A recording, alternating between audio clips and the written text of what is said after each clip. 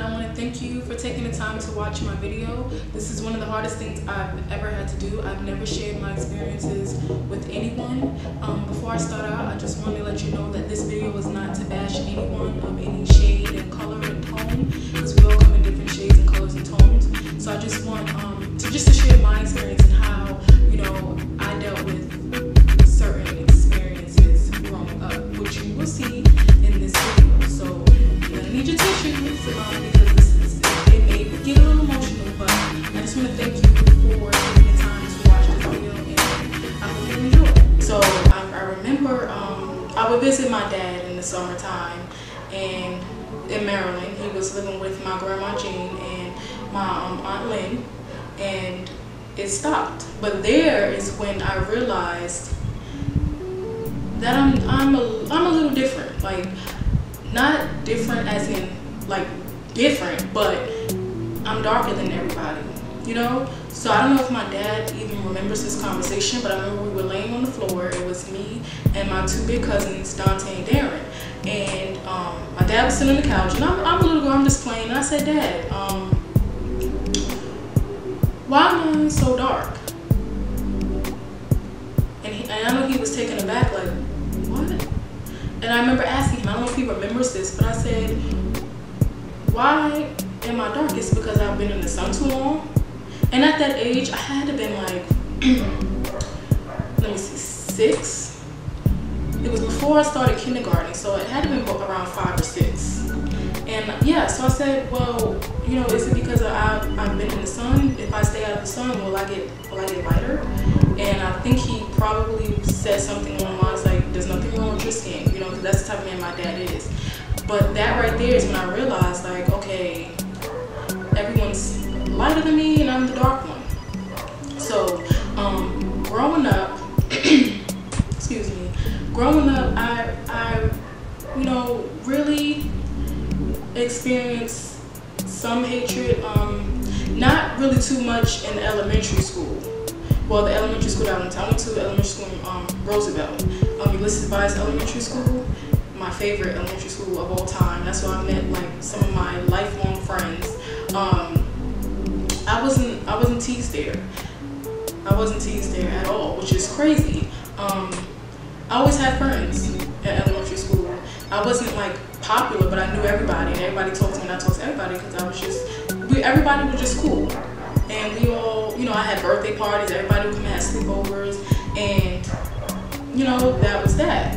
So I remember I moved to Maryland for my 4th and 5th grade year. We moved to Maryland for 2 years. Hated it because the kids were mean.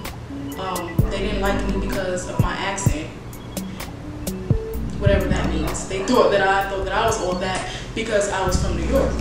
Okay, well, I can't help that I have a strong accent, and I didn't even realize that I even had an accent. I don't even know what an accent. Y'all didn't know what an accent was at that time, but didn't get along with the kids, and I wasn't really too much teased there, but of course the kids will call me black. Okay, I'm black, but I remember, I'm not gonna say his name, but my old babysitter, her son, he said to me, we were in a car one day, and he said, you are black. I said, I know I'm black. I'm black. I said, but my skin is brown. It may be dark brown, but it's brown. No, he said, no, your skin's black. So I'm a little kid, so of course kids are just too smart for their own good. And I'm looking at my skin, I'm like, no, I'm brown. And he argued me down. And I'm looking back on it, I'm just like, he really tried to hurt my feelings. He treated me different than he treated my sister, because I have a younger sister and I have a younger brother. They're both lighter than me. Yeah, he treated me different. He probably don't even remember this, but I remember it because stuff like this, that sticks with you as a child. So that was just like, okay, whatever. So we moved back to New York for my 6th grade year, and then I went back to the old elementary school in Roosevelt. It's like I never left. It's I missed 2 years, but it's like I never left. So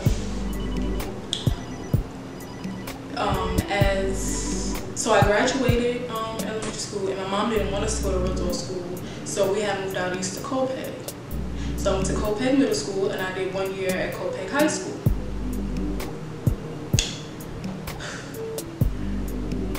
This is where I got teased the most. Now, in Copeg Middle School, they start out in 6th grade. Roosevelt Middle School starts in 7th grade. So of course I'm coming in 7th grade, and I'm with kids that, you know, went to elementary school together and on up. So I'm the new person, and you know, I made a few friends. Like, I knew a lot of people. I wasn't like the popular ones, or, you know, considered the pretty one, but I knew a good amount of people. You know, I had a good amount of friends. In the beginning it was hard because it was just like, okay, I don't know anybody. I don't even know who to sit with at lunch. It was just a different experience, and in the beginning I was just like, yeah, I'm not really feeling this, but whatever. So I remember there was this guy that everybody liked because he had hazel eyes and he looked like Bow Wow. I'm not going to say his name, but you probably know who I'm talking about. And I remember my friend at the time, I said it was 2 of them, and I said, oh, he's cute, I like him, or whatever, do you think he would talk to me? So one of them had a boyfriend who was friends with him, and I guess she asked him, and then my other friend asked her friend, who was friends with him as well, and he was like, oh, I don't think he's going to talk to her. And I'm just like, okay, I wonder why that is, but we all know. And the other friend who told her boyfriend, who was his friend, he called me ugly, right? And I'll never forget it. I was walking down the hallway, and he pointed me out to him and laughed. And, you know, people that were walking the hallways, they didn't know what was going on. They didn't know what he was laughing at, but I knew. So I was just like, it was just, that really like hurt my feelings. So there was just, middle school was I think it was the toughest for me. And I couldn't understand like why kids have to be so mean. Because I'm dark skinned, I'm ugly, like, or I'm black, or, you know, I've been called burnt toast, I've been called tar. And when I was called tar, I'm just like, what is tar? And I was real young when they called me that. And I'm like, what is that? I don't even know what that is. And later I found out, I was like, oh, okay. So, you know, middle school, I was teased. I was teased a lot. I was blackie. I remember in Spanish class, I was sitting at a desk, and this guy and this couple girls, you know, they were joking around. They were friends already, so they were joking around. And me on the other side, you know, I was just laughing along with it because everybody else was laughing. He singles me out and it's like, what are you laughing at, Blackie? And I said, well, aren't you black? And mind you, I kid you not, he was the same complexion that I am, the same complexion. I said, you black too. So the girl that he's sitting with, she's like, she whispered, and she probably thought I didn't hear, she mumbled, actually he's lighter. And I'm just like, whatever. But it was just, it didn't make any sense. It didn't make any sense to me at all. And I'm like, okay. My feelings was hurt a lot because it was just like, you know, there was always guys, there was always girls that had, you know, boyfriends and were popular. Like, I always went to the parties, like I always danced. You know, I was always trying to still be myself. I didn't want to let that get to me. But then back in my mind, I'm like, okay, well, I don't have a boyfriend, I don't have guys that like me. It's because of how I look.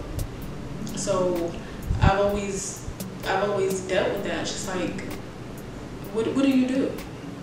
And you 14, 15 years old, well, I was 13 at the time because I'm middle school, so 12 and 13 years old, what do you do? Like, so from there on, I just learned to have tough skin. So I would be mean to people. You know, what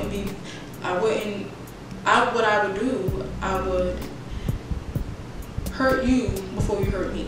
And that's not the way to do it, but that's how I dealt with this. So I'm gonna be mean to you. That's my defense mechanism. I'm gonna be mean to you before you can be mean to me.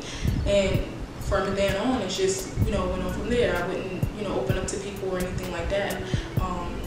But the one, not that my parents didn't let me know that I was beautiful, but my Nana, she,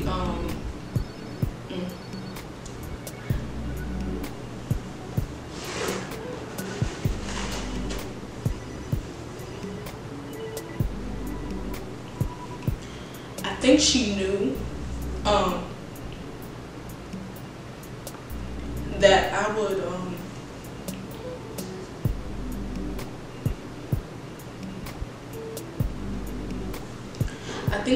that I would not be uncomfortable, but have a complex about my skin complexion. My grandmother knew, my Nana knew that, you know, I would feel some way about my skin complexion. That's why she always made it her business to tell me that, Britt, you are beautiful. You know, she always tell me stories, and she took me everywhere with her. So I think, you know, because her daughter, which is my grandmother, she was a dark-skinned woman, a beautiful dark-skinned woman, and everybody in my family tells me every time I see them, oh, you just look like your grandmother. You're a little Darlene, because that was her name. And she's such a beautiful, stylish, and, you know, I think I've inherited that from her, which is why I think my Nana, you know, spoiled me, you know what I'm saying? Like I like to think that I was her favorite. You know, my cousins or sisters may disagree, but you know, she was that lady was like my rock, you know. So and she always made it her business.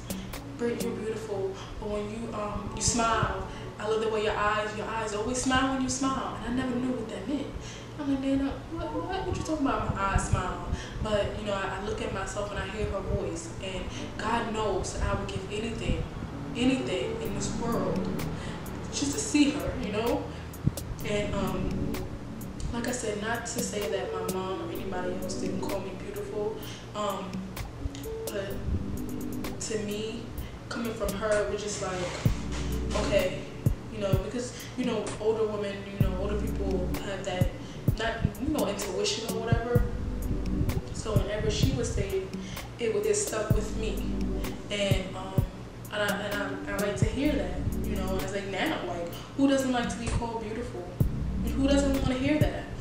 So yeah, that lady, she meant everything to me. So when she left this earth, it was just like I had to build myself up again, and I had to start over. It was just like, what am I supposed to do without you now? You know, and I know she's still with me, and you know, and I know she'll be proud of me.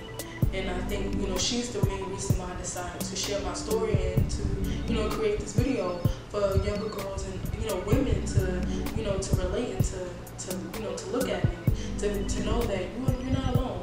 It may seem that way, but we sisters, we all going through the same struggles, and we just need to lift each other up. So yeah, back to the story.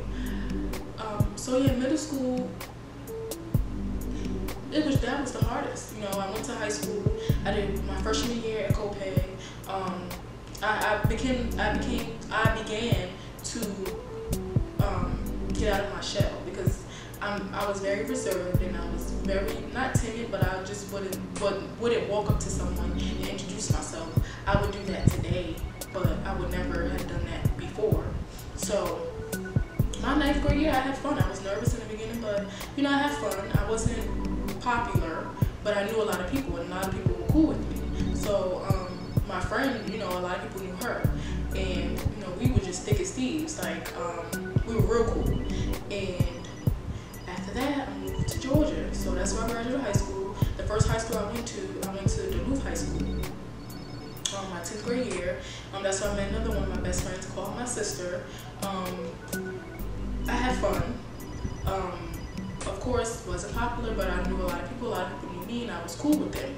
And you know, I remember being in high school and just like, okay, well, I want a boyfriend like everybody else, but because I'm dark skinned, I wasn't sought after. You know, the light skinned ones were sought after, of course. So it was just, okay, well, you know, I never had a boyfriend like everybody. I had crushes, yeah, but I never had a boyfriend like everybody else did. And I wanted that. I wanted the typical high school experience, but you know, I never had that. So my 10th grade, yeah, it was my 10th grade year.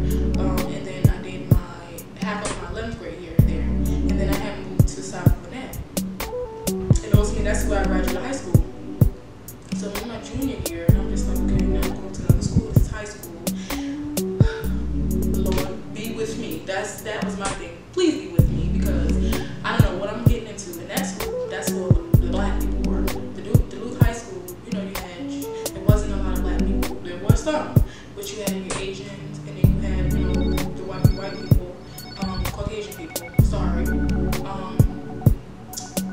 And I think and a few other races.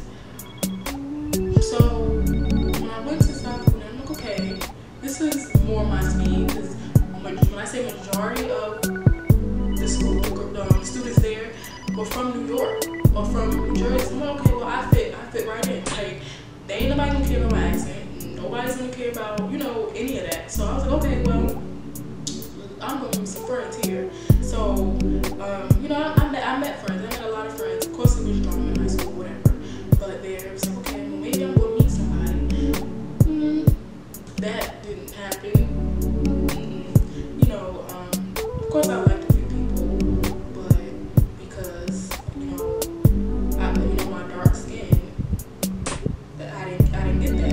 Everybody I was cool with, you know, we were just cool, but it was just like, all right. So I was like, after a while, I was like, okay, whatever. Like, I didn't even go to prom with the guy. I went with my old best friend, and we didn't even take pictures. But yeah, I didn't go to prom with the guy. So yeah, I was like, okay, well, I'm gonna just let it be what it is. I'm not gonna press about it. But of course, you know, as a girl, you want to have, you know, the relationship that everybody has in high school, and I guess that's not the plan that God had for me. So, you know, I didn't have that, but I did have fun.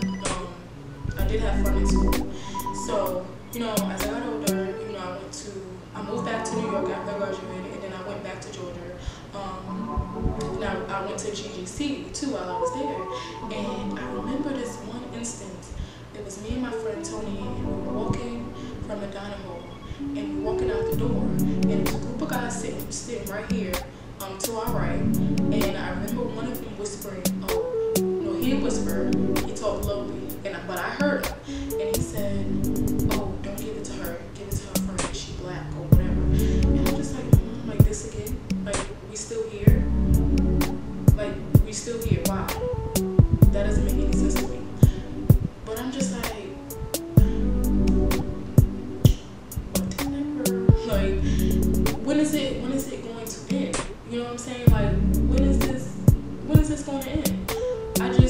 For the life of me, I just could not get it. So of course in college, you want to meet that guy, you want to have somebody that, you know, that you can go with or whatever. But it just wasn't that. Like, it just wasn't that for me. I mean, I guess that just wasn't meant for me. But I know my skin complexion is something that I've always had a complex with. And you know, I've never really talked about it with anybody. But people tell me, oh, you're so pretty. Oh, I love your eyes and this, that. And I just look at them like, okay, thank you. Because I didn't believe it. Because of all, you know, that was put in my mind. So you go on Instagram and you go on Facebook, you know, advertisements and all this, they're all light-skinned girls. Yeah, of course you want to see the darker tone women, but I had to learn that everybody's not going to conform to what you want to see. Everybody's not going to cater to you just because you're dark-skinned. You know, that's something that you have to accept. Like, everybody's not going to conform to your ideas and what you think, you know, a woman is, or what a woman should look like, or what should be displayed. So, you know, that I understand. I'm not here to say, oh, only show dark skinned women. But I'm here now to embrace dark skinned women, because I know there's women like me, that there's girls like me that have grown up and hated their skin. Like, when I say I hated my skin, I hated it. And I never want, if I have a dark skinned daughter, I never wanted to feel that way. I never wanted to feel that way, because, you know, your skin is beautiful. Melanin, you cannot recreate. You can't recreate it. You can't get it from the plastic surgeon. Like, you can't take it from somebody and put it in yourself. That's just, it's gold. You can never replace that or replicate it ever. And I want my daughter one day to know that, and I don't want her to feel like she has to hate her dark skin because her dark skin is not beautiful. I don't want my son to ever feel that way. And the crazy thing is, you deal with it a lot with women. You really don't hear men being teased about it, you know, but you hear girls being teased about their skin. And I'm here to say, like, you're beautiful. I don't care if you are 2 years old, 5 years old, you're in kindergarten, you're in 2nd grade, 5th grade. I'm here to tell you that you are beautiful. Like, it took me a lot to get to where I am right now. You know, to love my skin. You know, I do extra stuff. I make sure my clothes are nice. I do my makeup, as you can see. You know, I do things that makes me feel good. And before, you know, I was never here where I am now. But you know, I think all of my family and friends that I gotta keep around me and keep positive vibes, because if you don't, they tear you down. But I do know that you know, now when I log on Instagram, I see that, you know, dark skin are being embraced on Instagram, you know, because it's the it thing to be chocolate or whatever. And the crazy thing is, like, the guys that tease me in middle school try to talk to me, you know. So whatever, it's like that's what I'm at. Like, no, don't try to talk to me now because, you know, I look better than what I did before. Don't even try to do that. Like, don't even try it. But they're gonna try it. So not to hop around from, you know, story to story, but yeah, so I had ended up going back to New York after you know, GGC. I got out of a bad relationship, so you know, I moved back to New York. I was single for 2 years, just trying to do my own thing, and you know, I went to Nassau Community College, which is where I met my current boyfriend. And we've been together for going on 5 years. And the crazy thing is, he's never been with a dark skinned girl, and he claims he has, but I don't believe that now. So you know, he always talks about how beautiful I am. He calls me chocolate, or this is my baby, my chocolate baby. And you know, that feels good to have someone that loves you for who you are. You know, you know, that right there just, you know, we've been together for going on 5 years. So who's to say, you know, we may get married, may have kids, but I know right now that's my best friend. You're Ryan Destiny, my Ryan Destiny, gorgeous. Kelly Rowland, Gabrielle Union, Campbell, we have Lupita, I could be forgetting a whole bunch of Juju from Living Hip Hop, Yandy, the little girl, I want to say her name is Kiari. I'm sorry if I'm saying your name wrong.